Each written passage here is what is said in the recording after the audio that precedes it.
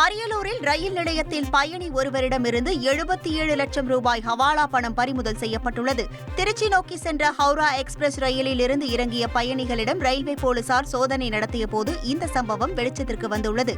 ஹவாலா பண பரிமாற்றத்திற்கு பணம் கொண்டு வந்த பெரம்பலூர் மாவட்டம் மேலமாத்தூர் கிராமத்தை சேர்ந்த வினோத்குமாரை போலீசார் கைது செய்தனர். டெல்லியில் உள்ள தமிழ்நாடு இல்லத்திற்கு வெடிகுண்டு மிரட்டல் விடுக்கப்பட்டதால் பரபரப்பு ஏற்பட்டது. தமிழ்நாடு இல்லத்தில் வெடிகுண்டு வைத்திருப்பதாக சாணக்கியபுரி காவல் நிலையத்திற்கு இன்று மின்னஞ்சல் மூலம் மிரட்டல் விடுக்கப்பட்டுள்ளது.